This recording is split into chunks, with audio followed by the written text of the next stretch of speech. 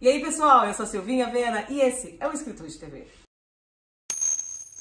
A minha convidada de hoje, ela é a diva brasiliense da Soul Music. E ela ainda não sabe, mas nós somos melhores amigas. Porque além dela ter uma voz poderosíssima, ela é uma pessoa muito legal, cara. Ela, assim, tipo, minha alma gêmea perdida no mundo. Ela é fã da Aretha Franklin, da Nina Simone, já gravou 2 EPs e ela morou mais de 10 anos na Alemanha. Ou seja, ela é a brasiliense mais gringa aqui da cidade. É ela, minha querida Georgia W. Oi, amiga!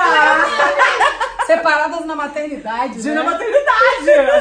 A gente são gêmeas, cara! Total, total. E aí, Georgia, me conta. Você morou 12 anos na Alemanha. Sim. Como que isso influenciou a sua carreira musical? De várias formas, né? Primeiro, eu tô super feliz de estar aqui hoje, de estar sendo entrevistada por você. E eu comecei na música, na verdade, de uma maneira assim, muito por osmose. Então, quando eu morei muito tempo na Alemanha, lá eu entrei num coro infantil, com 6 anos de idade, e eu comecei a viajar pela Alemanha participando de festivais de novos talentos, né? E paralelamente a isso, porque essa parte era assim, a gente fazia canto erudito, clássico, e paralelamente a isso, todo final de semana meu pai tinha um ritual de ouvir os bolachões na época que ele tinha em casa, que ele sempre comprava. E aí ele me chamava, eu ia pra sala e a gente ouvia. Óbvio que naquela época eu não tinha essa consciência de que eu ia fazer música, ou que eu queria fazer música, né? Assim, o que você ouvia com seu pai? Cara, de tanta coisa. Assim, tinha jazz, tinha instrumental principalmente, Al Jarreau, Stevie Wonder, tinha peças também lá da época de compositores da Alemanha, tinha cantoras, a Whitney Houston, a Aretha Franklin, como você falou no começo. Então, assim, e pelo lado da minha mãe a gente ouvia muito samba, né? O samba de raiz. Então a gente ouvia Bete Carvalho, Alcione, Pérola Negra, essas coisas assim que a gente tinha muito pouca informação do Brasil, de coisas do Brasil, mas o que vinha de coisa brasileira pra mim era através do gosto musical da minha mãe, que era o samba. A gente consegue ver pelo seu trabalho que você tem uma veia muito forte nessa questão da música internacional. Mas a música brasileira, pela própria influência da sua mãe, como que a música brasileira, ela consegue influenciar no seu trabalho? Eu acho assim, Silvia, o Brasil é um país de grandíssimas cantoras, né? O Brasil é conhecido por ser um país, assim, de grandes vozes. Então, quando eu voltei ao Brasil, eu conheci Elis Regina, eu ouvi muito Rosa Passos, na época que eu tive a honra de conhecer pessoalmente. Eu gostava muito também da Jane du Boc. Então eram Rosa Maria, eram cantoras que a voz me atraía muito e eu escutava bastante. Então, além das referências que eu tinha do soul, do jazz e do blues americano, foram essas cantoras que de imediato me inspiraram que eu conheci quando eu cheguei no Brasil. Você começou profissionalmente na Alemanha ou você veio aqui pro Brasil e aqui você começou a se desenvolver? Você chegou aqui no Brasil adolescente ainda, Foi, né? Eu voltei pro Brasil, eu tinha 15 anos. E aí eu entrei no coro sinfônico da UNB e com esse coro a gente viajou para Nova York, né? A gente se apresentou lá no Carnegie Hall, que é uma casa de espetáculo super conceituada mundialmente. Então foi uma conquista do próprio maestro, né, Davi Junca, que tá à frente até hoje desse coro sinfônico, maravilhoso. Mas assim, profissionalmente eu iniciei em 96, quando eu entrei numa banda de discoteca.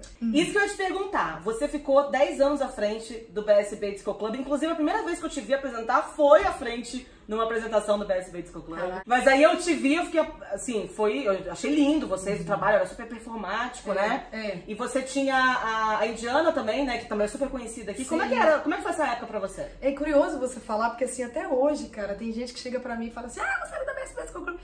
Tem esse reconhecimento, inevitavelmente, porque eu acho que impactou muita gente durante um tempo, né? Que a BSB tocou na cidade, enfim. Foi muito curioso, porque assim, eu fazia parte, inclusive, eu comecei fazendo um trabalho de backing vocal na cidade com a Indiana. A gente participou de todos os tipos de segmentos que você possa imaginar, assim, musicais na cidade. A gente fez backing, a gente tá registrado, isso também é um orgulhozinho, em muitos discos de muitos artistas da cidade. E aí, depois disso, o baixista da BSB tocava na banda que eu fazia parte, que eu fazia backing vocal. E aí ele perguntou pra gente se a gente não tinha vontade de fazer um backing e tal, vocal lá, e que a gente estávamos precisando de 2 cantoras, 2 backings, na verdade. E aí a gente chegou, fez a audição, e o baterista no primeiro momento falou, não, a gente na verdade queria bailarinas, dançarinas. Eu falei, putz, aí lascou. E aí a gente entrou e acabou sendo promovida a cantora e ficou, né, esse tempo todo. Até hoje eu escuto, assim, retorno positivo, sabe? Foram muitos anos e era uma banda muito conhecida aqui em Brasília, sim, né? sim. E vocês faziam aquele show, era muito legal de ver, era muito divertido. E eu acho que assim, não tinha talvez ainda na década de, quando foi isso, na década de 90, essa cultura talvez de banda cover, né? Acho que se tinha, eu acho que tinha muito poucas, né? E eu acho que a BSB também talvez tenha, de alguma forma, sem pretensão alguma, mas assim, eu acho que o projeto, o trabalho, pavimentado de alguma forma um caminho para esse monte de bandas que surgiram depois, né? E assim, o sucesso foi tão grande que você se apresentou também com a Glória Gaynor. Cara, que coisa maravilhosa. Eu abri o show dela. É verdade, como é que foi isso? Foi uma experiência. Você chegou a conhecê-la? Sim, eu fui, inclusive na época o DFTV fez como é que se diz? Uma filmagem, uma reportagem, porque eu fui no hotel que ela tava e me tremendo toda, né? Com aquela ansiedade de conhecer uma diva, assim, uma representatividade que ela tinha muito grande, né? Pro público, na época, gay e tudo, foi incrível, assim, ela é, assim, uma diva mesmo, até hoje ela é. É engraçado porque, assim, não é que eu tenha ficado frustrada, mas ela foi de uma humildade, de uma simplicidade, porque às vezes a gente espera isso, né? De uma diva, de uma pessoa que tem tanto prestígio, né, e teve vários prêmios e é tão conhecida no mundo todo, que de alguma forma você coloca ali num lugar mais distante. E ela foi querida, me deu várias dicas assim pra cantar, sabe? Ela foi muito, muito simples comigo e me desejou sucesso e disse que era pra eu seguir a minha verdade e que eu tinha o dom, então se eu tinha o dom era pra seguir. Que legal. E assim, você disse que a Glória te deu algumas dicas. O que você diria para as pessoas que estão começando aí nessa vida musical, que não é uma vida realmente glamurosa? Não, né? A gente que trabalha nos bastidores também, a gente vê como que é a relação. É 90% relação e 10% glamour, né? Totalmente, né? Totalmente. A gente trabalha ali, sei lá, dias e dias pra ter, assim, sei lá, uma meia hora ou 10 minutos realmente de glamour e de prestígio, né? E assim, os conselhos que ela me deu basicamente foram pra vida e na música também, né? Ela me disse isso, aquecer a voz, que coisa que eu não fazia na época, tanto é que isso me rendeu um probleminha na corda vocal, que eu não fazia até então. Então ela me dizia, você tem que aquecer a voz, coisa assim, parecia duas comadres, assim, sabe? Foi um barato.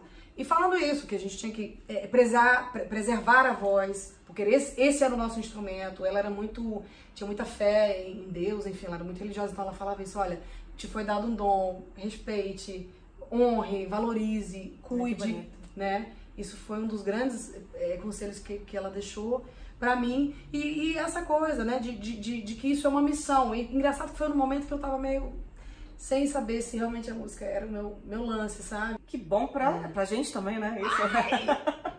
Eu fico feliz de seguir, né? Eu entendi isso, né? Eu entendi que, por mais difícil que seja, é uma missão. Agora você falou de fé, e pra você trabalhar sua própria música e um trabalho autoral, você precisa ter muita fé aqui nesse mercado, né? E tá surgindo em Brasília o movimento chamado Made in Brasília, que é um movimento de fortalecimento dessa cena autoral. Como é que tá sendo a importância desse movimento pra você? Esse movimento do Made in Brasília, que foi encabeçado pela minha querida amiga Daniela Firme, ele tem total importância, porque ele propõe exatamente o coletivo, né? Eu acredito muito, sempre acreditei nesse movimento, por achar que ele potencializa as possibilidades de visibilidade mesmo, né? Ele pode trazer visibilidade e oportunidades que, de repente, artistas trabalhando isoladamente ou sozinhos talvez não teriam, né? Não tivessem. Eu acho que não é fácil fazer autoral, porque a gente tem uma cena muito forte do cover, o que eu acho maravilhoso, porque é um segmento de trabalho que funciona muito, mas eu acredito que o autoral, ele talvez tenha uma dificuldade maior, porque o que é novo não é digerido, não é assimilado de uma maneira imediata e tão fácil. E aí exatamente onde vem o Made in Brasília, para agregar, para trazer conteúdos importantes. Eu mesma te falei que eu acho que é incrível assim, a quantidade de artistas autorais que eu descobri nesse grupo, né, que existem em Brasília e de extrema qualidade. Então, assim, foi criada uma playlist no Spotify, Made in Brasília, que eu acho que estão ali mais de 100 artistas de Brasília que fazem o autoral. Eu acho que foi de extrema importância. Acho que a Daniela foi muito inteligente e muito, até generosa também, né? Então, assim, eu acredito que tem tudo para dar certo. Eu vejo também que está se expandindo. Muita gente, o próprio grupo também, ele serve para promover esse intercâmbio entre os artistas. Vocês trocam muita figurinha? Pra caramba, pra caramba. E é massa, porque aí um fala do projeto dele, o outro fala de festivais, ou outro projeto que tá rolando, que você de repente não sabia, você descobre e se inscreve também. Então, assim, é muito promissor esse projeto. Eu tenho certeza que ele vai ser, já está sendo, né, super frutífero. Inclusive, até para mostrar trabalhos que, como eu mesma, que sou da área da música, não conhecia, mostrar para o público. Porque eu acho que passa muito por aí também, né? Você, às vezes, educar o público ou apresentar algo que o público não conhece ainda, né? Multiplicar esse público, multiplicar, né? E que não tá ali na grande mídia, né? Que não tá ali no imediato. Você precisa realmente de um pouco mais de esforço para digerir, para conhecer, para assimilar. E é um processo, é um caminho, mas o Made in Brasília veio para isso, sabe? Para fortalecer exatamente essa cena. Então eu tô muito feliz de fazer parte disso. E eu acredito que tem tudo para dar certo. Não, vamos falar agora do seu autoral, né? Você lançou agora no final do ano passado um EP e eu queria que você falasse um pouquinho pra gente desse trabalho. Pois é, eu tinha já um disco gravado, todo em português, mais dançante, na praia mais do dance, né? Inclusive o CD chama Dance Soul. E o segundo trabalho já foi, eu acho que a gente passa muito por essas fases mais introspectivas e eu sou muito grata porque veio num momento em que realmente eu tava querendo expor e falar das minhas percepções em relação às relações sociais, às relações adoecidas, tanto afetivas quanto de amizade, o que está acontecendo no mundo, sabe? A violência contra a mulher. A minha primeira música do EP, que chama Stand Up, Let It Out, fala explicitamente sobre a violência contra a mulher, essa coisa da gente fazer o levante, né? E a música, na minha opinião, ela tem muito esse papel, não é só entretenimento, ela tem essa função, e eu entendi isso também, depois de um tempo.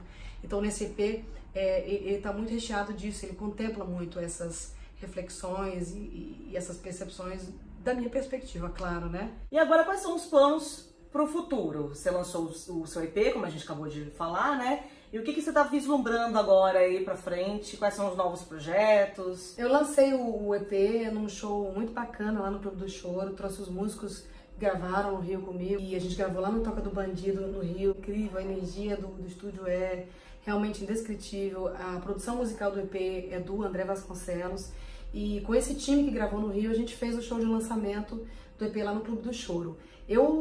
Depois disso a gente fez alguns shows e eu pretendo ainda seguir divulgando esse trabalho, porque eu acho que ainda tem um tempinho para divulgar.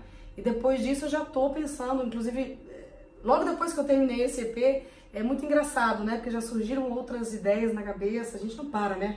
E outras composições, então eu na verdade pretendo gravar um terceiro EP, ou single, que hoje tá na moda, né? A gente não faz mais EP, a gente faz single e tal, que dura mais tempo. E é isso, é não parar, é seguir e dentro dessa proposta do autoral, né? E eu espero que então saia rápido, né? Pra gente ter ainda mais novidades suas aí. Eu acho que até o finalzinho do primeiro semestre já sai coisa nova. Oba! Jorge, querida, obrigada, viu? Irmã amiga! Querida, obrigada, viu? Eu que agradeço. Valeu, foi demais. Muito bom. E, gente, se você gostou, curta. Compartilha com os amigos. E, cara, não esqueça de se inscrever, não. Não, gente. Se inscreve, gente. Não é bobeira, não.